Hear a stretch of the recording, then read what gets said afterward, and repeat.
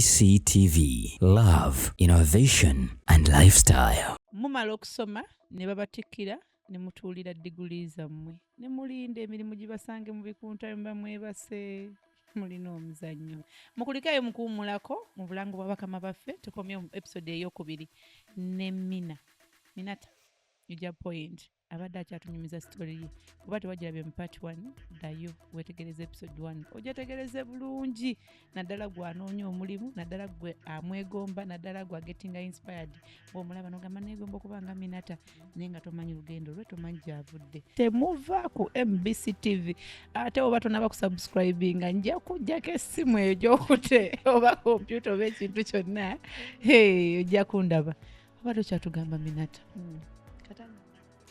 Don't cry. Don't cry. Okay. So when I come here, that is when I'm now joining Ham. Katatanze Ham. Ngenda kunonya kifo. Kankujjukize. Twakomye wali n'emitwalo 10 bagikufeze. Osigaze emitwalo 17 olina okwerabirira transport n'okubeerawo buli kimu. Bikutunuulidde okubira maama akasimu. Yeah, I called my mom. Because she never wanted me to join this Coca-Cola industry. Yeah, biri eri bye wasomerera bye yakusasulira fees we mutuufu maama biragamba fees wange kati wasomera bwerere ebintu ne kati kuzibe buli bichakalubye naye we nafuna ogwo mulimu nja kukola kusubiza. And I told her I'm going to look for what job mpaka naye kati anjira nkola kino kwa sina kyenkola. I know. So she told me nina kugulira dami 5 zokazoka. And I told her I remember I told you nimugamba ezo dami 5 wozingulira mpaka siriddamu kusaba kintu kyonna maama nze kubulira mazima ngenda kukola siriddamu kusaba wadde ekikumi kyo. So by the up to now my mom so far but don't call her so compare our million because same no I don't want to bother her at all because yani she paid her money already. So 9% zayizugula dami. By that time dami is very expensive era nzabana bina kuzonzeewo kanoga mwana dami ya mtwala 2.5 right now. Why don't you buy a dummy and then you start hustling? So koleke dami kati yameka 2.5. Are you kidding me? By that time twazugula mtwala 10 because my mom gave me 500. Twazugula mtwala 10 buli dami ya mtwala 10 right now ya 2.5 zine zibeerako obukazi obulina efiga. Yes, za mtwala 2.5 gya Uganda. But right now you find someone trying to display ngamba dami zo bili at least mtwala 5 badde sikimanyi. so twazugula nga 100. So she gave me 500 ngamba mtwala janga 5 gano naye Amina nonya omulimu bichanda was like ngenda nonya omulimu bambi. yeah. So I got those dummies nfuna omukyala gunalipangisa akawo see nampa space.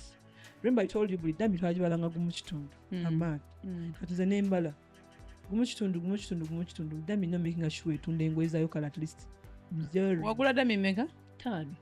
Wow. So gumu kitundu times 5 oyo yali rent wange jeba mitwalo 12 I don't know kiba 12 kitundu oyo yali rent wange per month. Wow. So awo ngantandika ham Lero kati 17 ngangina ngula material kati twakolanga bwe ogula material mita 2 mita 3 omanyi design yo gyoyagala ngoba omwana w'ekyalani engoye za hamu ezo ife abaamu abakozesanga engoye nga tebatuseera olugoye ayinza oluwa lukomola 12,000 n'alutunga 12,000 kale ne lugweramu 15,000 oba ng'olumazi bulungi nga ne kamatiyo akaguzi wali sente entonotono ng'otibba ku ddami. Wow. Kati I could come very early in the morning nze nayanga nina attendance Mirembe nakati kati wetukula ebintu ebimu byolabira byewakolanga naye nga nzija n'ekinusu kyange eky'ebitaano nakiwa omuntu ku street ng'oyamba buli lunaku. Why? I could use that 500 and I pray over it. God, please help me and I get at least a sale today. Every day. ekyo kye bayita ekimu ekyekumi. Nakirabanga swanda oba kyebayita batya but nze nakikolanga every sokoleke olina kyonjigiriza ngaali mu business. I think it is good. Very. Okay. Every day ennaku ezimu bwe mba nkyerabidde nzirayo kati olumu nerabira nkwata bawala bange nimugamba Sharafa wafunyeyo gwe kwa ku sente no wiki yonna kakwetana nansanyuka that happiness she gets jemikisa jofi. So I could get that 500 nenziwa omuntu enagwe sanze mukubo then I pray over it. Kama nkwegayiridde nsaba omuleetera customer nze mmeme nafunanga sales kudami zange 5 challenge nze Minatah otunga olugoye lw'emitwalo olugoye lwetutunze lwagweranga mitwalo 280 nga otadde nga nguze material mpaddeko atunga nenteka ku ddami nga lugeramu 280 nga nze tunde 3 kitundu engoye za hampas na 3 kitundu bw'ofuna wano wakamu ng'omuguze 4 oba oliddewo 7 naye nga nenkola 7 naye gwe tonna nakyo ŋŋamba nemala nkola 7 ako so nga lwentunda olugoye bwenti njija ku 7 kange kasooka ovaako nokaze ebbali nenzaawo nengula material there and then sookoleke bwe bamala kulwambula ddami esigala ngeri bwereere bambi n'oddayo emisiizi ogenda ogule material otunge mangu kati I befriended those people abatunga ngera banyanguyiza bajjawo ez'abalala ne bantungira ddami yange nti eri wali eri bwereere kati okukoleraki so nga nyanguwa ne balutungirawo ne balugatta nenkumyawo design yeemu oba yeeyo oba yankoledde nenjiddamu kati zino 7 bbiri zenkozesaako zokka 5 nsereka bwezo 3 kitundu ngono ozo 3 ngono ningizaawo nyongera mu capital kankuzeeyo emabega katono nnyo we wali wakatandika awo business wakagitandika watundirawo mukama yakuwa chance n'otundirawo oba wafunamu era obuzibuzibwawo ng'otandika so awo in the start satundirawo like ngo mati olunaku olusooka naye eyo wiiki natundayo ndoze engoye zange bazalinga 3 ng'emitwalo 2 oba wiiki kati awo ne bagenda nga bamanyira so I don't know how but I got a lady ng'ava yiganga n'alaba ka design kenatunga namanga making sure nze bemutunga ebyammwe ebya round muhamu sibirina nakola design eyange nga bebagintungira nga customer ajaba nga tagenda gifuna walala kati omukyala we yalaba design nangamba ogwe no ndagadde ogwe nali nalukola nga wansi lwa round waggulu lukwata luyitamu ka stripe one so it became beautiful buli muntu ayula nangamba ogwe nani yalukoze nja kanoonya abantu balwambalana nnyo but that design was mine yes after abantu amaduka amalala balukopa but that design was originally mine so nomukyala yangamba olugoye no walikoze onsubuza meka kajuka omusubuza olina omukwasaganya omuntu nemukyala nimugamba ajati ngenda kukwera ko 3 nyanya mujamu 10 nampa order yali yangoye 15 remember sina capital owerabidde kale sinazigwa material tolyagawadde kumbe sinazigwa material wengoye 15 nze nzijewo lwetunda lwenzijja deposit waawo ono musubuza avudde eri iganga naawe kati ogenda mugamba mbuno nsoko beri ogenda oli wagundi wa material nomugamba mpano material wezisinga ate banakumanya okyali mupya yes so kati nensoka ntangamba muzibu no nga bunajja material ati awo no najuka mama wange namusuuza siriguna kuddamu kukubira kugamba munange empayo zino no I called my big brother nimugamba nanti njagala okukola wano naye nkusuubiza bwe nkikola nekiyitamu ngenda kuddiza sente nagamba amina ogenda kukola nimugamba njagala tunga lugoye nagamba ali yabitu namugamba gusa okompe sente he gave me this money naye bwe namala okuguza omukazi we bati nisuka nenzaayo akake kati kuganda amagoba ge nafuna awo nali nfunyeyo sente zigula ddami empya nagula ddami endala ey'omukaaga capital yali atandise okuweranga naweerabiddeko so display negenda nentekawo ddami ey'omukaaga bwentyo nga wengulayo olugoye this time round luli ngulayo ddami nempiza 10 dummies yes ano ne rent naye aba alinnye asitudde paka ku mitwalo 25 ekirala rent wamuwanga buli lunaku oba okoze batokoze nga olina omuwaayo oba era mwalagiranga mwezi wadde rent wange mu dividinga wala nti yali 12 per month I divide by the number of days enkola netaga sente mmeka olunaku ntwetaga 15 nezo Evans sula wali nti wange agenda otuuka up to now tebamanja uncle rent Evan mba naye nga ali ready and I have a tendency of paying even ahead mba nina sente so rent wange yabangawo musula every day mba nkoze mbasikoze stressing asimujjaako so eyo gigi eyo customer so anamwerabira yayayintandikwa yange so I started getting customers kati omukyala buli we yajjanga Kampala yajjanga lwakuna so yarwerabira buli yajjanga Kampala ng'akunoonya nzimanya kange kayingiddewo natwala pisi ze 15 buli we yajjanga yali mukyala weiganga eyo so design eno atuuka ekiseera abantu ne bagikola ne bagyonoona then neba nga tekyafuna sente engoye zitwafunako kasaba nanga zifunako 15 kati as I was still doing those stuff awo kati nno nanifunyemu kasente oda zitandise okujja ne bana basuuza abala batandise okujja batandise okugamba mpayo pisi 5 payo nengaba banene abaana abatunga munyambenga bwemba nezingoye zange bambi mukole ki muzitungire mangu because kapita wange yabeeranga mu kiveera kya bbulu sirina like munyambe mutungirenga kati that there's a guy who came ne oda yanene yoyo yannema because yangamba ndi mu bwangu njagala sente njagala ngoye bishi ate abaana batunga bali busy yajja mu busy season ne tulemu okukwataganya naye but then I was forced okupangisa oludda mu dduuka njikola display yo waggulu kwene display yo wansi kati omupaati yali ya 400 per month jukiro ina osasula kati aboga nasasula sokoleke 400 per month now jeri amaduuka mu kibuga nga woba opangisiza edduuka nga kabalaza tukiyite kabalaza oba mulyango gedduuka lyo teeka kuvunanyizibwako kaba kamulala nedda gwe nanyi dduuka gwakapangisa kati nanyi wedduuka kitegedde nze kyenakola nga wembadde nteeka damizi neza wansi omusamu nenkuba akabaawo waggulu nenteekayo nelayini kati nemba nga like azifunina akaduuka awo baba tebakupangisa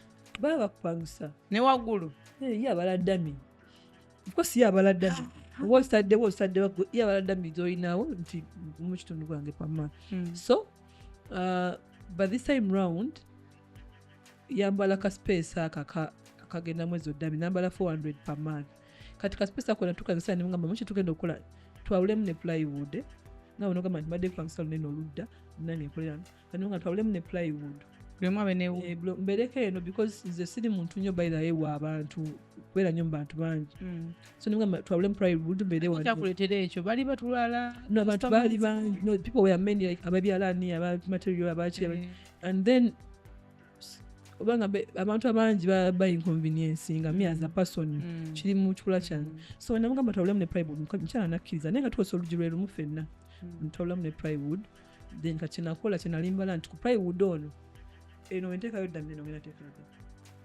ate baba bansabya togenda kungamba kati ddami ziweze nnyingi so nenkuba neno side awo nenkola akaduuka but then that is when COVID came but things were moving on very well and then so COVID najja but before COVID coming kati I remember when I told you I used to share messages like do you have any job you inako any connections I want a job bichi kati mwezo messages noza mulimu yajjukira one of my lecturers yajjukira nagamba omwana yali anonye mama yamala naafuna then he called me so when he called me he asked me okola of course namugamba sikola naye nga nali nkola ngamba asikola mbeera waka bichi bamita Mr. Rahim right now Mr. Hakim achabeera ku IU ngamba I have a friend of mine yafunye institute baagala omuntu asomesa but it's a contract thing bishi ngamba olina okukola for some good period of time ngamba tekirina buzi so that is when I joined teaching before COVID nali nina kanene akaduuka one of my dummies and what but again when that job came in for teaching nayo nenjitwala kati nalina okwesaddaaka I have to work here and I have to work there so what I did but this school was paying by bampa 1M per month nefuna omulenzi awo muhamu one of the boys abali babeerawo ennyonyo nimuga atandika onkolereko I'll pay you this netukiriziganya 5,000 per day nange nalimu 5,000 per day because nali sirinanyi so nangamba nja kubeerangawo so I could go to school very early in the morning ku institute nensomesa mbayo sawa kati nakeeranga ku makya nenza nenzigulawo nembeerawo ko paka sawa 3 nembeerawo sawa 3 nenya boda nengenda emengo ku institute nensomesa paka sawa 10 ate ku sawa 10 nembeerawo nekumayo Kampala Minatah olinganga yalina ebizibu ebingi abantu nga onogamba nti oda proving a point nti mami saawa yonna nina okukimekinga. No, I just wanted to have money. I wanted to be rich. I wanted to have everything in the right way. So ngankoma ikaongeze ngambo tunze Mahmud ngoye my first boy gonna soka nebe bamta Mahmud. Abantu basika bambanyi. So Mahmud tunze piece make tunze bichi. Kata ikaongeze ngula material. Ngamuleka ebyabe yalana ekera ngabikola ngabimwatenga abizako. So that is when COVID came. So when COVID came kati nze jukira ina backup y'essomero. Actually COVID phoned me alhamdulillah nga nakafuna akalimu. akakeso mwe era nze mu covid nafunanga omusaala sigenda koteka mu bantu abasafari nganya mu covid just batusala half of the money and then you could receive half but it was okay.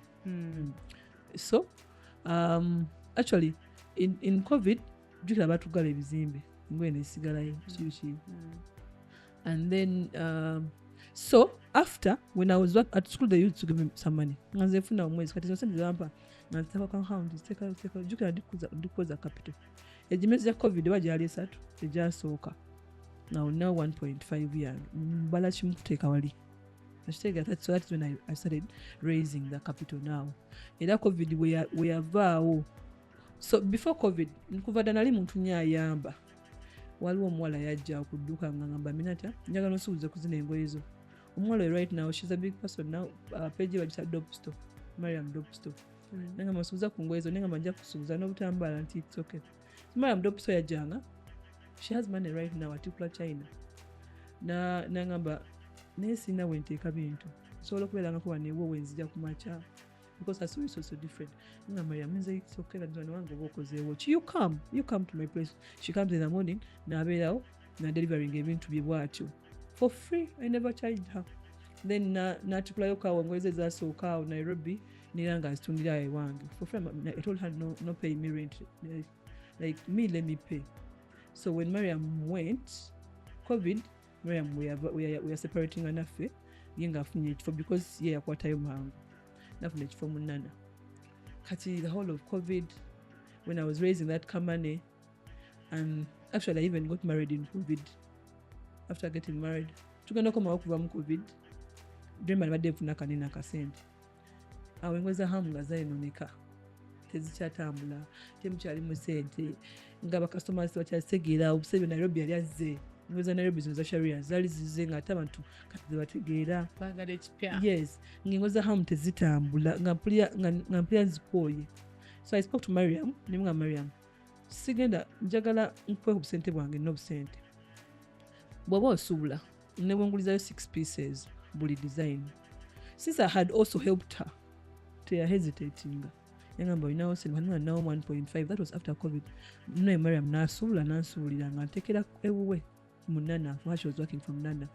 Kati nga twe balansinga ninayo pieces zanga 24 ninyongerayo buli mwezi ninyongerayo kati nalala mpezezaayo pisi wange obuwera ngamba pata pieces zo zize muhamu because now Mariam yali naye ndaba ntandise omu inconvenience nga bintu bigenda biwera ezabadde dazini 3 zifuse 5 6 7 ngamba Mariam you know what engoye zange zimpe just ulianga mpola on Facebook nzambalemu nzipostinge so nazimpa nene bane kusomero nchagendayo. Yeah, actually I'm resigning this. I'm finishing my contract this very month. For that time ojasomesa. Yeah, I've been teaching all along. Because it was a computer. It's a contract thing. Yeah, I teach. Sorry, somesa computing, ICT, those things. Tebekula bikaminata. Okay. I was saying about never when I'm class or to actually I'm the most feared lecturer. Yeah, people fear me. I don't know how, but even my students respect me a lot. Kati ku TikTok. They see me on TikTok and then I'm different from the Minatah. Tebatuwa ku all day. Say my by the way, but I think they can. Yeah. So Kati, Mariam nemunjako ebintu byange munange. Nembiteeka muhamu wano mukano ka plywood kafe. Yeah. Abantu bahamu. Ezengoye tezikolera yeno. Eno wabera babyalani. Wabera bakateni. Ezengoye za Nairobi bazikolera muhamu weri. Ezengoye za bei. Ino za bei meka mtwalo 7 muka. Brand. Eno tubera bya bitunge. Abantu bahamu banjogerera. You cannot be here. I mean, that you are considered chili, you're bichi. Second wave ya COVID we ajira. Ningenda ku TikTok. I joined TikTok. Actually seeing a business personnel, but nga unoga makange neyo ndabe ndabe TikTok kulaba videos. Nakulaba ngo okola ebya TikTok. Ngotandika bine bya TikTok. That's serious new. Ante wali serious. Nakola ka video kange ngogamba mbona mwala. By that time I was already in business. Yeah. By that time I interned business TikTok. Unagamba nti nino mwala gwenda ya videos na zinyumira. Now I'm a person when I see something, my heart tells me talk about it. I don't know if it is bad or but my heart tells me chogereko. You appreciate this person. So naita videos by the nazirabira ekiro kiramba videos zo. Hey. Nazirabira ekiro. Wow. Naziramu nenziraba negamba ha. Onalanga bwati. Okay. Nezibako. So I was like, I picked something. By that time, I need to business. When I joined TikTok, COVID, business. According to my experience, my own experience, Nadala tukola nnyo mostly online. Febeerangira ebiseera ebisinga Minatah gwe weerangira like it is very rare okuteekamu omwana gwokola naye bakolera gundi buli lunaku kasitoma ajja aba asuubira kulaba gwe kati nze nkola sites nti ebiseera ebimu mbeera mu field ebiseera nembeera ku dduuka nensabinga ba client kati client wange oyo azze jjukira ye abazze kugulako nakulaba ku Minatah gwalaba okitegeera n'asangawo omwana ekyo kyokka ntanaba kugula n'asangawo omwana kimugira nekimuggyako kati olumu waliwo abamu abalina attitude Mirembe taliiwo oba Minatah nga taliiwo omwana enkwata gy'akwatamu kasitoma kiditamininga kinene nnyo kasitoma kishanamugamba tebatera va mu bank customers who come with that attitude don't know chimankozi anti batera va mu bank but okay there are not many but they are there because I myself people osmanyi abantu balozanga like as if Minatah oli munene oli muntu mukulu you understand so a customer yatukira straight to me gwenyabo tugambe tondabye you understand. And I was like, nyabo nkubuzizaako netonzeemu kambe tusanise okulaba nyabo batonzeemu ngamba obuzibu temumanya nnaku yammwe. She was telling me she was telling me directly so such people by then when stakana nkugamba nkukolako I make sure I be friendly but I make sure I tell you something that you go with kati kirimu gwe nga gwe kirimu nze nga because nze beera emirembe nze kimpisa bubi okuwulira omuntu agamba omukozi ekintu mampulira nfa. I have two maids at home, but when you find me at home, you cannot separate. So I probably maid you cannot. And then waliwo no customer jana agamba, waliwo customer ajja kulumuna agamba. Njagala lugoye ramkozi wange, ramaidi wange waka. Funira lugoye nga lice and that thing tortured me there and there. Yeah, chogera direct. But it sounds weird. I know. Because okay fine ramkozi but then was then I know ngozi wange so that's the way it looks it's again but you know what is chamukolera at the end of the day but because the customers don't usually challenge me as a person challenges dala let's say maybe abakozi omwana omugamba akola kino dami muzituuse engoye dami yamunogisangako nokidamu enja banange no despite mwagikyusiza handling money maybe tebisobola kubulamu challenges are there tebisobola kubulamu maybe issues with maybe you are a rate what tebisobola kubulamu ate kati ebirungi so that n'omuntu ali yaddamu essuubi agambe naye kankole nja kufuna bulungi weebityo ebirungi byo mu business bye bisinga as long as you're hard working ebirungi mu business byo bye bikyasingidde ddala bw'oba nga senteko kasevinga bulungi ogenda kujjamu buli kimu kyoyagala nti bw'ofuna amagoba business yo gibalansinge bulungi oggyemu akasente osobola okuzikulamu akapota usually tell people gyamuko ku sente mu business yo ebetandisa okukulakula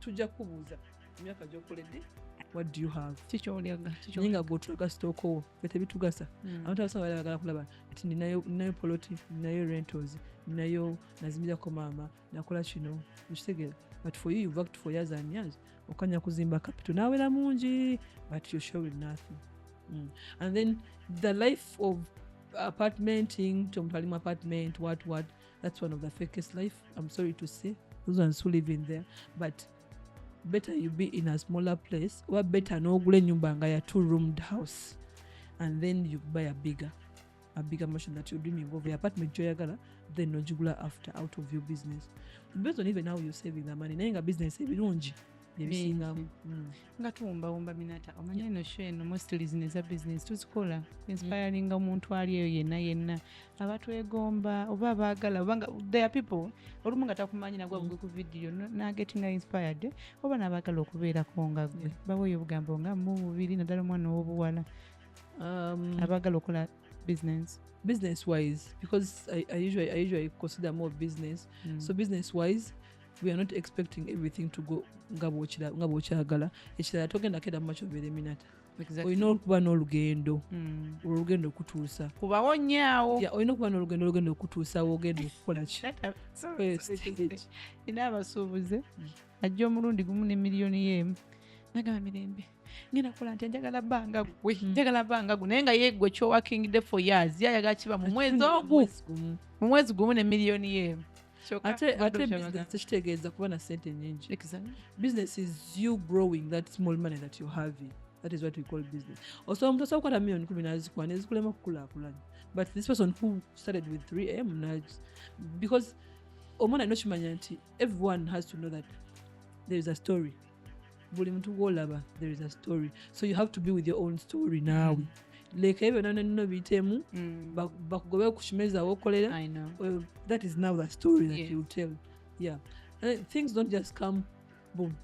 Ekirala nakolako video yedda nengamba abaana nti you try to make friends. Bw'olaba nti singa anything happens nsobola okugamba ne mugamba business wise kati nga Mirembe kagamba ekyokulabirako mu hijabs ndi mu hijabs nate mu hijabs sina mu mikwano. I think I have like 1 or 2 but my friends are outside hijabs. Why nsobola okukwata idea yo nengi implementing mu hijabs. Toba na bangi you can have 2 3 4 and they're enough. But oli alonze koza ngenda kwemalirira tekisoboka kwemalirira in business. And maybe the last part your books don't matter. Your knowledge matters. Wanga abantu bangi batasoma but their brains are working. Your books don't matter because owulidde story Minatah yagamba nti nasoma nekola biki kati gwe mbuli awo okusoma kuva mu sharia. Tewali. Your brain now. It's your brain. And then naye era kugattako because era omuntu atasomako mu business era oba olaba waliwo gundi byakola. Kugattako nga tokyeteekamu nnyo kiri nti nze nasoma zigenda kukola such a job or what. And then maybe the very last one. Sometimes when tuba tukula there are things you study.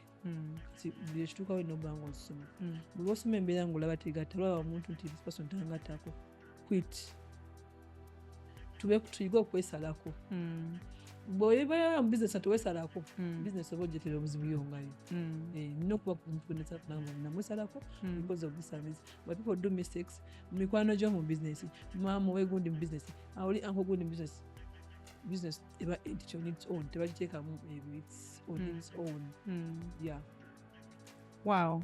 Tubadde story ebadde very very interesting. Nange fuddemu ebyokuyiga ng'omuntu kansube naawe abadde eyo ku TV yo oba ku simu yo oba laptop yo naawe ofunyemu ekikuyiga. Bw'atalina business naawe ali mu business.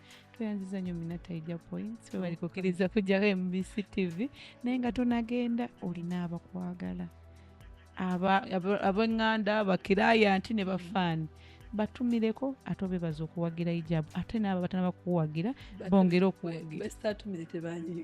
Tumira kitwale nti bu. No, maybe to everyone who follows me on TikTok, Instagram and Facebook, all social medias, and everyone who supports me. I know. Yeah. Someone supports me. So everyone who loves me as Minatah, thank you so much. And the people who follow my business tips, while you're talking about to video your business. But sometimes I'm very up and down. Nayenga, I promise to do as I promised. Thank you so much for always following me. It's always Minatah Hijab Point. Social media is on Nekuhamwali block S shop number always 126 and 114 because in a branch in Pia. Area when entrance here ham. Wow. Very other entrance. Wali Ham Stadium, whatever. You'll see a big poster. Minatah Hijab Point Pavilion branch. Wow. Yeah. It's a very nice branch. Najja udemu kuzidi. So this one just creating a comfortability. But people have supported me in this small period of time. Thank you so much.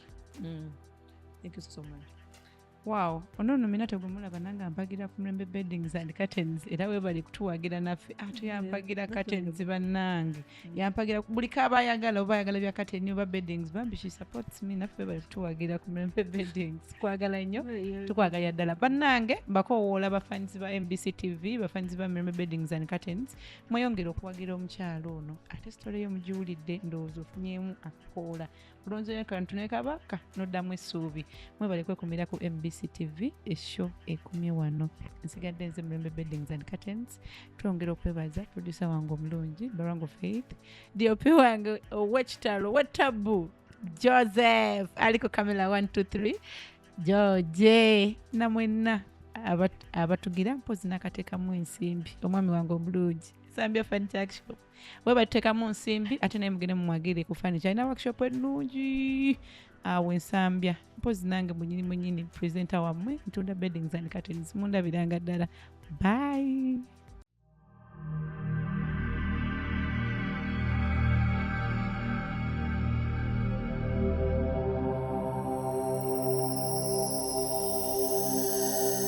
MBCTV. Love, innovation, and lifestyle.